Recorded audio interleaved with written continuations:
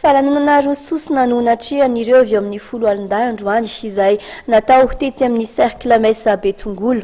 Noresahany nandritra izany ihany koa moa ny mahakasika ny fiparitahan' ireo fitaovam-piadiana ary ny fandriam-pahalemana mandritra ny fifidianana.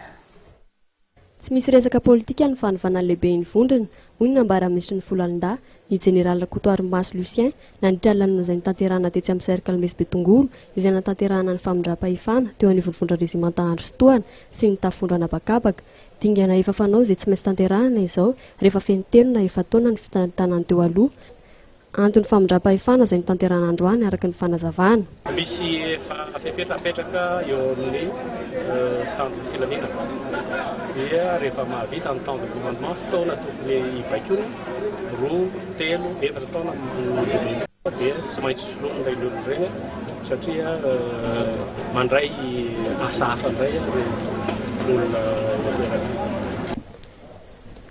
Mia mahazo vahana amin'izao fotoana izao ny fanafiana amin'ny tambasy ka efa nisy ny fepetrany raisina mahakasika izay fiparitahana fitaovam-piadiana izay.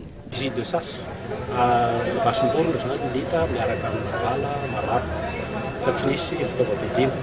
Fa raha mikasika ny fiparitahan'ny fitaovam-piadiana dia efa misy commission manokana zany amin'izao fotoana izao natsangana iarahan'ny polisy pirenena, ny ministère ny folo alin-dahy sy secrétaire d'État la gendarmerie hijery ny fanamafisana ny fepetra rehetrarehetra izay efa niraisina.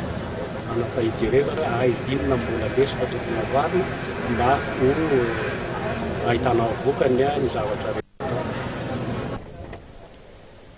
Mahakasika ny fandriam-pahalemana fifidianana kosa indray dia efa misy ny fifampiresahana teo anivony amin'ny Sinita izay tsy mbola jerena akaiky ny filaminana sy ampisotra araka ny tokony ho izy ny fifidianana. Ny resahana dia ny fandriam-pahalemana manodidina ny fifidianana no azo resahana. Efa misy fivoriana atao miaraka amin'ny Sinita toy ny natao teo aloha tamin'ny fidianana voalohany dia tsy maintsy hisy ihany koa fivoriana miaraka amin'ny tokony andraikitra rehetrarehetra resahana amin'izay. Eo anivon'ny folo alin-dahy moa dia efa vonona ohatran'izany koa raha namana ny polisy pirenena fa tsy maintsy misy fiaraha-miasa atao.